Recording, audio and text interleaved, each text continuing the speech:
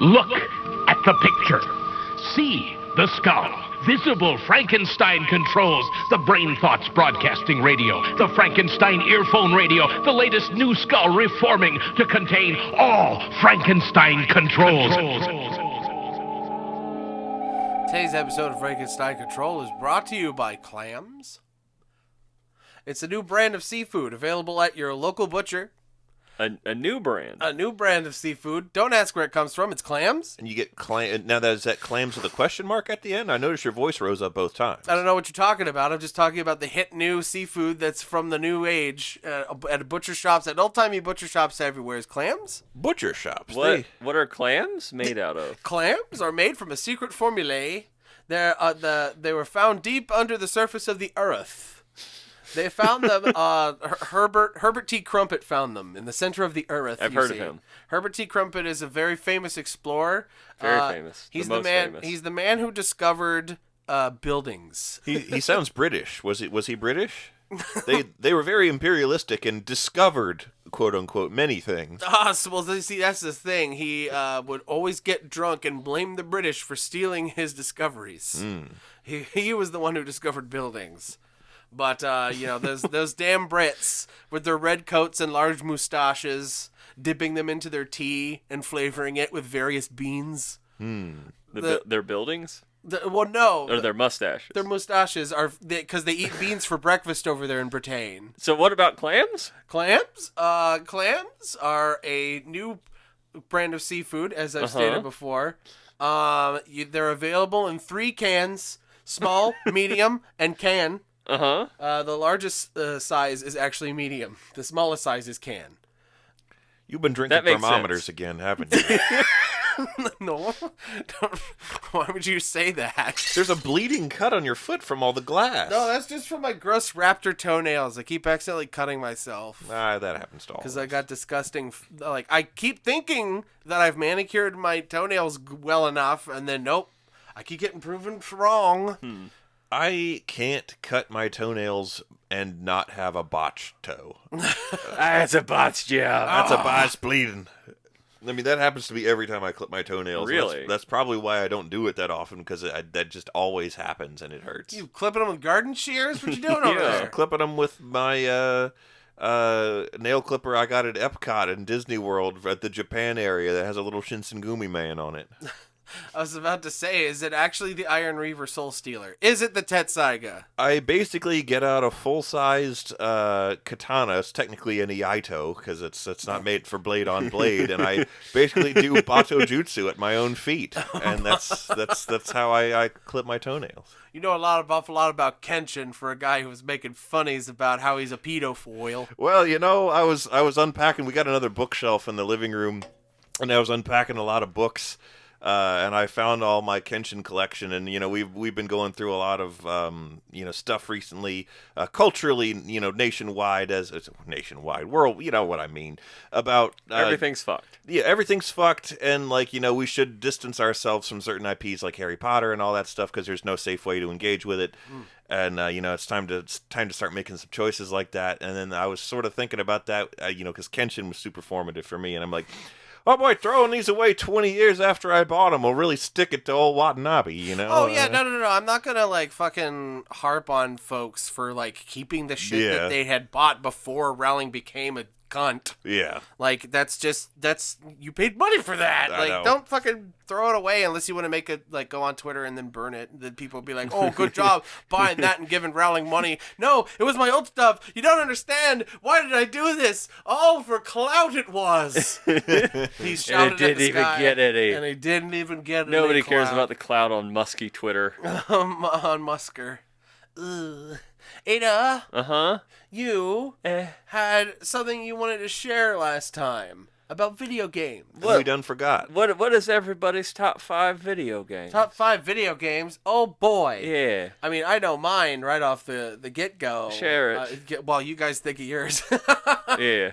Okay, so number 1 is Mega Man X. It will always remain that because it is the greatest game ever made. Let's see. So it's Mega Man X, Chrono Trigger, Persona 5, and then Resident Evil 4 and Kingdom Hearts 2. Those are my top 5 games of all time. Suck my ass. No, I don't think I And will. I won't even be a pussy and say it's in no particular order. Untrue. List them again because I was too busy thinking of mine to listen to These what you games are factually better in ascending order. So, wait, descending order. Number 1 is best, and then number 5 is the least best. But being the least best in the top 5 games of all time, I think is still pretty good. See, yeah, you gotta do And by the, top 5 like, games, I should say my favorite games of all time. you gotta do the early 2000s video game reviewer thing and be like, number 5. Number 5. said. Number 15. You gotta put vocal fry on it.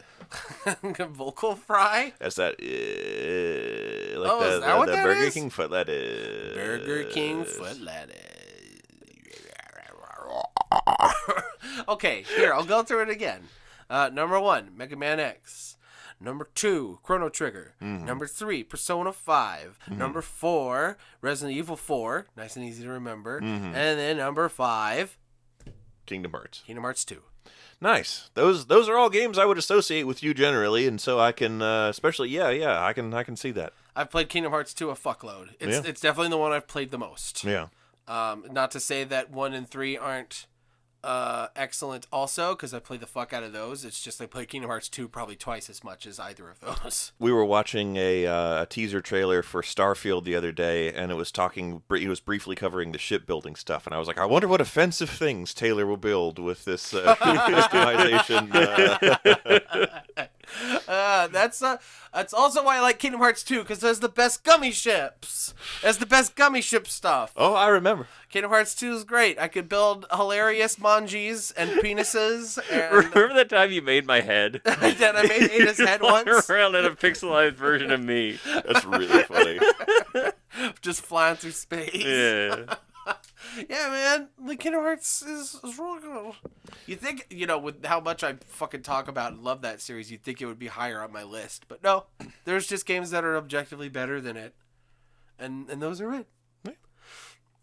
Persona 5 was the surprise shakeup for me. Like, after I finished Persona 5, I was just like, this game is so fucking good. So I wanted to talk about something that was in Yakuza, because Yakuza, playstyle wise, is very similar to Persona. I'm realizing in a lot of ways. I mentioned how like there's slice of life elements that you get graded on, similar to the tests you got to take and some of the things you have to do in your day-to-day social simulation part of Persona 5.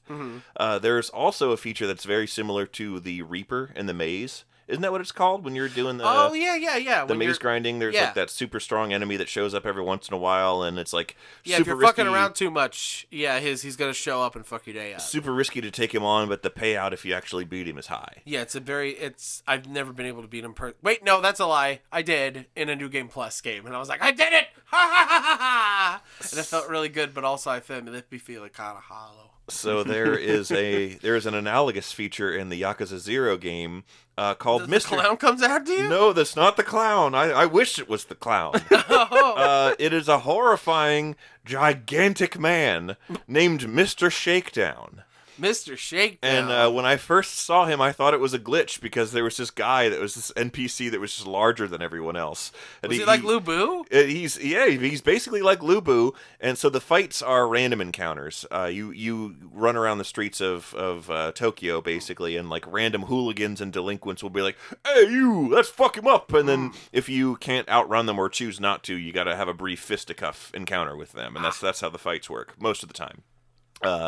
The open world non-scripted fights are that way, and Mr. Shakedown is another danger that is introduced after a while that just lurks the streets of Tokyo, and if you encounter him, he kicks the shit out of you, and he takes all of the money that you have on you at any given time. Jesus Christ! And that's like he basically like takes all of your level progress, pretty much, so all of your souls, to use the From Software term. But if you beat him, you get all the money that he has on him. And sometimes he's randomized in sort of a lottery-like way, and sometimes if you see him, he'll have a shit ton of money on him, and if you take him down, then, like, you get a shit ton of money. But when he was first introduced, I thought, because he wears sort of a beige coat, he's, like, stretched and weird, and all of his limbs look, like, too long, because he just looks like a very large NPC that they just stretched. Yeah, what you're putting in my head is the people that modded like Super Smash Brothers. Yeah. Where they put like Pikachu's body onto Captain Falcon? Captain Falcon's rigging structure. It's not too different. It's Yeah. so it's sort of a similar phenomenon, and he even wears like a beige sport coat. So I literally did think it was like 3 kids in a trench coat at first. The first time we saw him, and then he kicked the shit out of us, and that illusion was dispelled. Ada, what are your top 5 games? So I'm trying to really put them all into a good order, as well as like not overrepresent a certain like franchise thing. As far as like only having one From Software game on this list, even though all of them really are sort of in my top tier of games. So I think I would put it at, if I'm just saying top 5 and getting like an even representation. Number 5 would probably be Fez. Just because I love the style of that game. Isn't your background on your computer? Yeah, Fez? it is. Why it's right? Yeah, there it is. The music is great. Just the wonder of having all these bizarre mysteries in it that are like almost impossible to figure out by yourself. Like I think I would have gone fucking nuts for that game if I were like if it came out when I was a kid and like had a bunch of friends that were also into it. Like I would have been so obsessed with it. Schoolyard would have been rocking. Yeah. Number 4, Banjo-Kazooie. That's a good choice. Just love that game. That's like very much a childhood thing. Oh, and yeah. it's still fun to go back and replay. I have the game memorized. You've got it memorized. And it's just so special. It like really defined a lot of like my like sense of humor almost. Like just the way they do that and all the like the way they do the character voices and just the silliness of it all is a big defining thing for me. And then Pikmin 1. Pikmin's pretty good. That's a good choice. I just love having a bunch of little guys telling them to do stuff. Being in a weird world where there's creatures that... You like little critters that are funny looking. I love little funny looking critters. That's a very... I love a good critter. Yeah. You've always loved that. And speaking of critter, number 2 obviously is Pokemon. Which one? It's exactly. They're all the same. If you had to twist my arm, I'm twisting it. I Here can I can narrow it down to 2. What you got? And that would be Pokemon Stadium 1 and Platinum.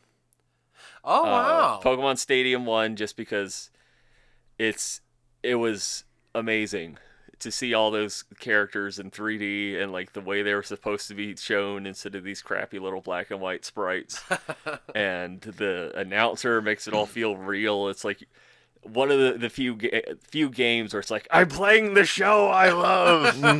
Yes. Yeah. That's a good feeling. It really is. And I don't have it, but the Nintendo has this whole stupid thing where with the Switch you pay for like their online service, and you get access to a whole bunch of SNES and NES games, and now Game Boy games as well.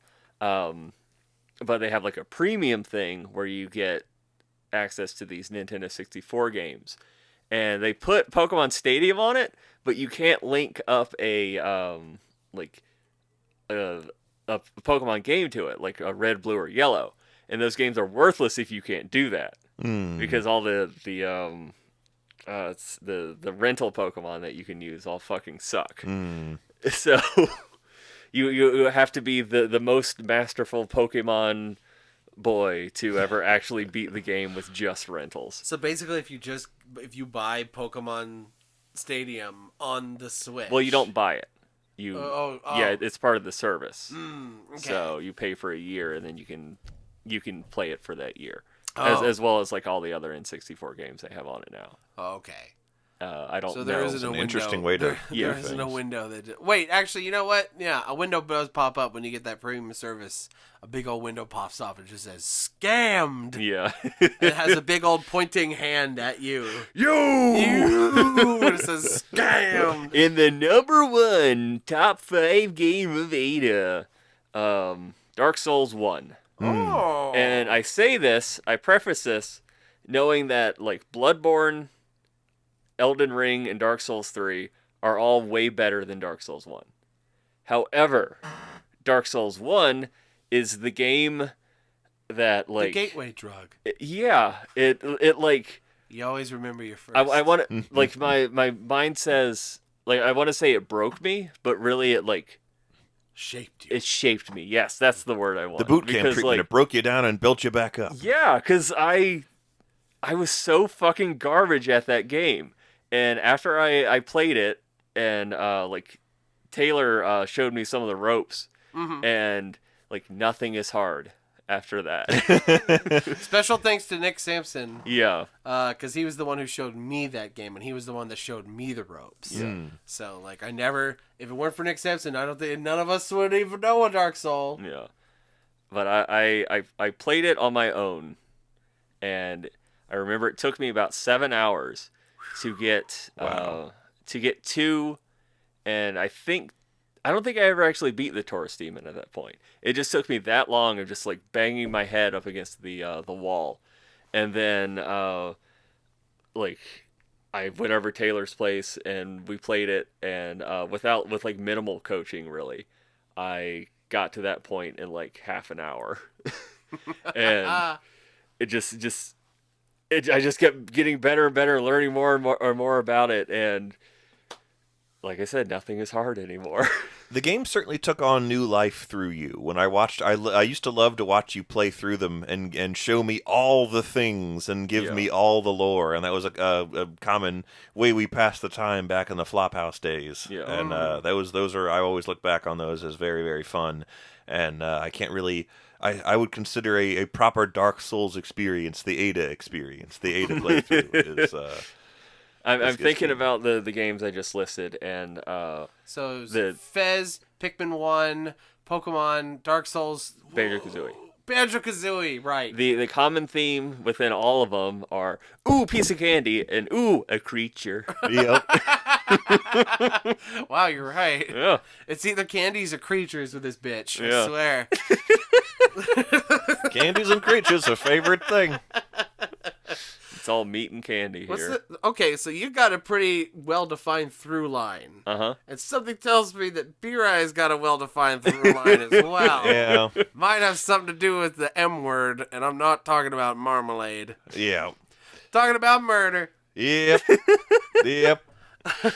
Yep. Boy likes killing. I love killing. Here I go killing And if it ain't again. killing, then it's stealing. It's all kinds of wrongdoing. You enjoy games where you could be a bad boy. I do very much enjoy those things because I'm very fascinated by crime. I was trying to go to school for, my sociology. That was my degree, but I had definitely like a criminal justice bent to it. And like, I kind of don't want to be a cop. Oh, yeah. But now I definitely don't want to be a cop. But when I was, in college, I was like, I have misgivings that I can't give words to yet about being a cop. Yeah. I'm fascinated by the dark heart of man. And I'm fascinated by the dark heart of man. what makes us do bad things? And I like playgrounds in which I can do bad things in an attempt to understand why people do bad things. Yeah. But also, just doing bad things in video games is funny because the pixel people act silly. Yes, indeed. When you do horrible crimes. Indeed. They go, someone's been murdered! Someone's been murdered. So, like with that in mind, my favorite games, I'm going to rank them in chronological order. Is the written game going to be in there? Oh shit! I should. Thank you, because it fucking should be. Draken Draken or Drakan. Drakan. I've never been sure how it was pronounced. I actually don't know which is right. It's pronounced Jankum. It's pronounced Jankum. It's pronounced Jarati. So I would say I have a couple. So I'm going to combine Elder Scrolls into one entry in this because honestly, otherwise that'll be most of my list is Morrowind, Oblivion, and Skyrim. Yeah. Okay, tell you what, if you're gonna make them all one entry anyway, what's your favorite Elder Scrolls? God. And then we'll just use that. Yeah. There's with honorable mention to the rest of the Elder Girls franchise. The Elder Girls franchise. The Elder Girls is just the fucking Golden Girls. Yes, the Golden Girls RPG. There's just That's the sequel to Kramer's Epic Quest for hentai. There's Betty White with like the ice cream cone hair of the elf. Oh, that's great. Oh my god. So I love what the Elder Scrolls games, and to a lesser extent Fallout, let me do, which is create a person and then craft an entire narrative about how and why that person do bad, and then do bad. Why do we crime? In that order. Well, I mean, but they let you do other things too. I do other things in these games other than crime stuff. I do whatever. It's a choose your own adventure. I do whatever I'm in the mood for. Usually, I'm doing whatever. Usually, the theme of my playthrough is related to the most recent fantasy book I've read, and I'm just using the game to simulate that kind of experience. But those games let you do that, and I was all about Morrowind for the longest time because that's what I had access to. Then I was all about Oblivion for the longest time because that's what I had access to. And now Skyrim is the most recent version, and that's what I have access to. So that's the main one that I do. But I would say that I love them all equally. I just love them differently because they have different strengths and weaknesses, and it depends on which I'm looking for at the time. So it's very hard to rank them in that order because there's definitely features about one that I love more than the other and vice versa. I'll just put a picture of the adoring fan on the Elder Scrolls section of your list. He's my least favorite thing in the entire series. Actually, my least favorite thing in the entire series Idias Hain? No, not even Idias Hain. He was fine if you didn't piss him off. It was my least favorite thing in the entire series, even more maligned than dragons, because dragons suck ass, is the Oblivion Gate, the random Oblivion Gates and the mandatory Oblivion Gates that you have to go through that take for fucking ever and have like 3 different gates you gotta open, and you gotta go to the top of the frickin' tower to open the frickin' gate, and then it's like, a gate is open somewhere. Figure out where, fucko. Figure out how to make this interminable experience end.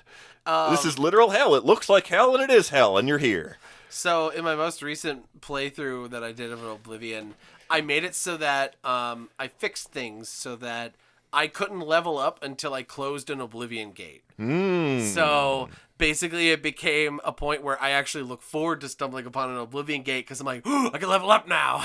That's an interesting way to do it. And also it was fun because I installed a mod that made the, and this is the part that everybody who remembers Oblivion fondly forgets, the level scaling in that game is shit. It is. It's really bad. It drags dong. The level scaling fucking sucks ass. Basically, it makes leveling up pointless. Because, like, outside of the lateral progression, like, you know, certain stun moves and things you can get through leveling up, just getting stronger or getting access to better spells eventually just peters out because the enemies will always scale with you. And eventually you just get to a point in the game where everybody's got Daedric armor and all of the monsters are the strongest versions of the monsters, and there's no more weak things anymore. And then, like, you don't get to be God. And they progressively get more and more health. So everything is just chunky forever. And you're like, no, this is for the birds. And, like, so that's why a lot of modern players of Oblivion, they're like, yeah, I'm staying level 1. Fuck. You get to about level 7 so that people have a mix of steel and leather armor that looks and feels more realistic, and then you just use the death spell to negate everyone's ability. Just instant kill for everyone. All right. What's the other ones? Okay. Oh my god, yeah, we were damn. Yes, you two fall into Oblivion hole very we frequently. We do that. We do I'm that. gonna have to nip this one in the bud because we have a topic to talk about. Yeah, you're right. I'm sorry. We do that. We absolutely do that. And I went into this saying I'm not going to throw Ada down an Oblivion hole from which she cannot escape and cannot contribute to the conversation. And we done did it anyway. Yep. And that really may ruins my day gone. Oh, No, that's really good. That's really good. I amused myself. So my other favorite games would be Spyro the Dragon, the entire series, but especially the first one, because that was my gateway drug to gaming. I didn't think I liked video games until I played that one, and I was like, oh my god, I want to just do this forever. Fuck school, fuck other people, unless they have this game and I can play it at their house. Yeah. Your Spyro is to you as Banjo-Kazooie is to me. Same era, similar feels. Banjo-Kazooie really was one of the first games that I played obsessively. And I did not have access to Nintendo very often, but when I did, I was very, very interested in Banjo-Kazooie and in Ocarina of Time and those games for that reason. But they were just another version of my favorite thing, you know? I got to play a funny animal and collect things. Exactly, that's all I wanted in life. So Spyro the Dragon for sure. Splinter Cell Chaos Theory. That's an odd one that out of left field.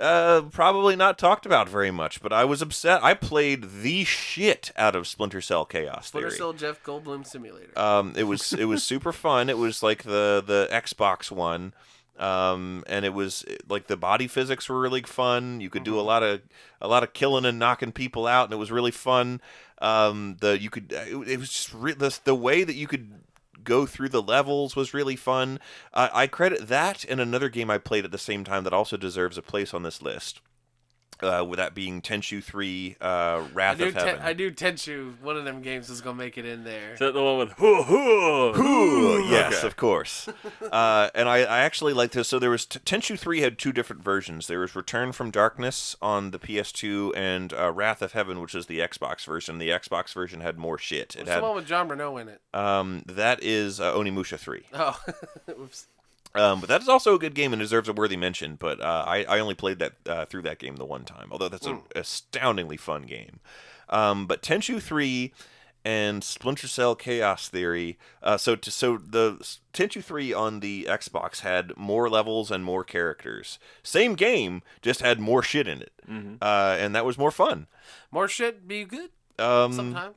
Even though it was like the same game pretty much, it was just like an extended. It was basically like the director's cut, pretty much. Ooh. And so that was like Sonic Adventure director's cut. His favorite game. Okay, you're right. I'm sorry. It's number 6. It didn't make it onto the top.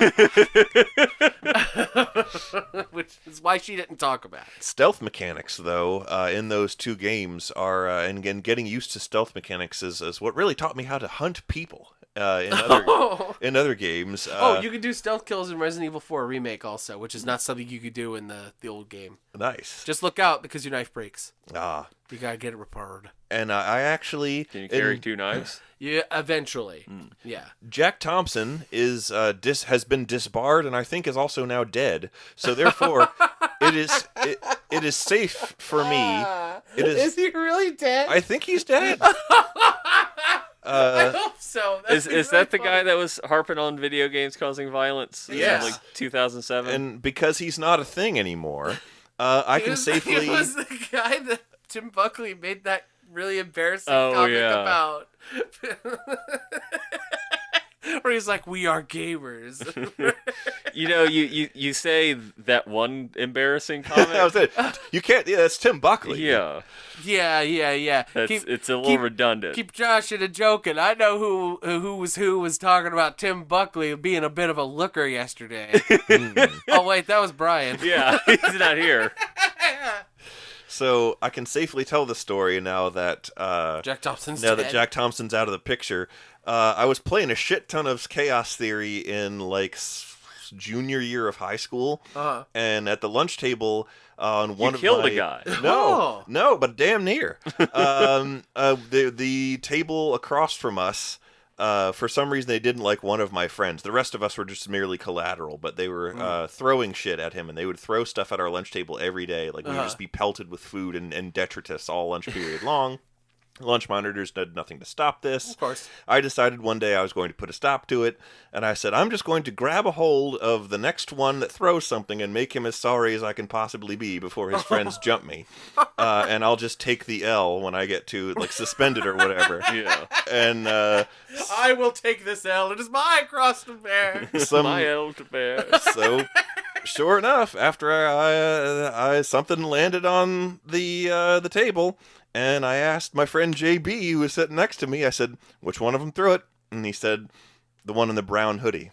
So I got up and I turned around. And they were all wearing brown hoodies. Nope, only one of them was. And I went right up behind him and I copied the chokehold that Sam used when you grab people and put the hurt on him in Splinter Cell Chaos Theory. And I pinched his windpipe in the crook of my elbow and I choked him out. Holy Wow. shit. And Did he, when he was wearing that brown hoodie, I like to imagine the hood was up and he made the, he made the druid face. yes. And his friends didn't help him, and I just I astoundingly did not get in trouble, and I just sort of quietly left the lunchroom after that, and they stopped throwing things at our table. Well, it's because you were very good at the stealth missions, so you didn't Yeah. get caught. And the Splinter Cell franchise kind of cocked it up in the follow-up to that, which was on the 360 with Splinter Cell Conviction, which is still holds the B-Rye gold merit for the fucking the red badge of courage. I don't know, whatever you want to call it, for best body physics I've ever had in a game. Like. Mm-hmm. It really felt like you killed a dude, and like a thing the weight of a person fell to the ground and like landed in a realistic position when my favorite body physics is Gmod. That's my favorite body. Of course it would be. Yeah. But Splinter Cell Conviction kind of cocked it up because in the levels in Splinter Cell Conviction, you had to do full lethal. You couldn't choose to sneak around people. You couldn't choose to vary it up. You couldn't do a no-kill run of the mission. And it was fun to do all of those things in Chaos Theory. You had to kill everyone in the level. That's honestly Conviction. the opposite problem with this game called Dishonored. I don't know if you've ever played it. I've heard of It's Dishonored. pretty good. I've never played it. I played it. It was really fun. The thing is, there is literally like an achievement, so it is possible to do. In fact, it's very possible to do, where you can go through the whole game and not kill a single soul, because you could do like subduals and That's things like like, that, and you can also frickin' just be really sneaky and shit Mirror's like that. Edge tried that. And so here's the problem, though. They made killing people in that game really fucking fun. Oh, yeah. So there ain't no fun in not killing folks because they didn't, like, it's not that this being sneaky wasn't fun, it's just the killing folks was way more fun. Mm-hmm. Taylor, people don't get achievements because it's fun. I know. I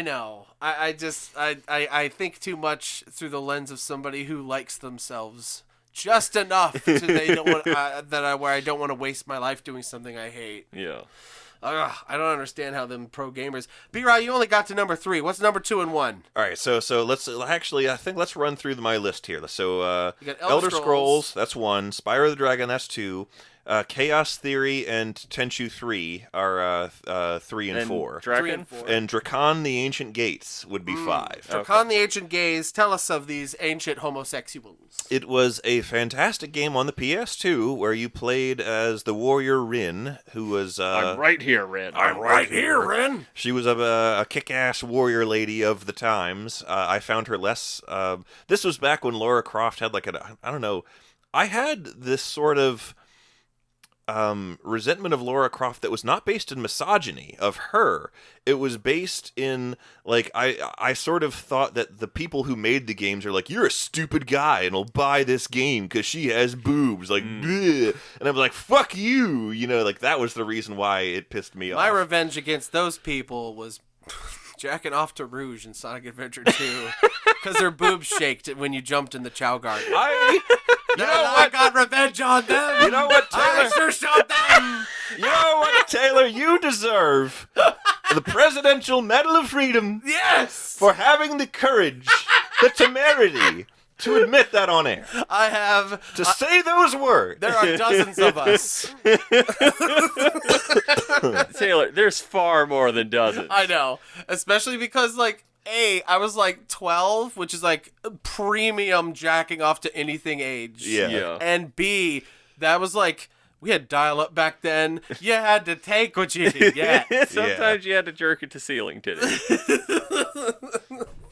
Drakon, sorry. So no, it was an open world, mostly open world game. It was a fantasy game. You played as the warrior Rin, who was a cool fight lady, and you would go and wear cool armor and swords and axes and shields and go fight monsters, and the bodies stayed, this was back in the day when the bodies didn't stay when you killed something, and the bodies stayed in this game, which was really cool. The bodies stayed. The bodies stayed. Hit the floor. They did indeed. And they stayed there. Just like the guy from Drowning Pool who's dead. The coolest thing Talked about a lot of dead people this podcast. the coolest thing about Drakon the Ancient Gates was you were soul bonded with the dragon Arok, and you could get on him at any time in the game and fly around the huge open world map. And it was like the map is probably shockingly small if I were to revisit it. What system was this on? So the PS2. No kidding. And it had it felt, for the time, it was a huge fucking map, and you could just fly around on this cool-ass Dragonheart-looking dragon anytime you wanted, in free flight, and get in, like, dog fights with other enemy dragons and shoot them down, and their bodies stayed and were huge. If you could like, land and go over and look at them, it was neat. And go over there and take a big old shit on them, it's fine. You could. And it was just super cool, and it did things. It was the first to do a lot of my favorite things in games, fantasy games especially. Does that include going into Idius Haynes' house, killing him, and then killing him with a mace, putting him at the bottom of the stairs next to a bunch of discarded wine bottles? No, that's like, a look different how thing. drunk he was. That was a different thing. Brought down by his own hubris he was, hiding mace behind back. No, but I want to mention that I loved Spyro, but in Spyro I love dragons. I used to be obsessed with dragons because every 12-year-old fantasy-loving kid is obsessed with dragons. And Either Spyro or Aragon. And in Spyro you could only glide. But when you spread, unless you were doing one of the really annoying time challenge racing levels, you could only glide around as Spyro. But I thought it was a completely novel and fucking awesome concept that you could just get on your dragon and free fly as much and however you wanted. Yeah. In Drakon. In Drakon. And like that was so cool. Like nothing has given me that sense of wonder in a game since that. Yeah. Oh, man. I wish we could talk about this for a really long time. But the time on the wall is telling me that I should give an honorable mention to the Ratchet & Clank series. Hey! Ratchet & Clank's fucking great. Woo! Honorable mention to Celeste and Nier Automata. Ooh, yes. Those are good, too, yeah.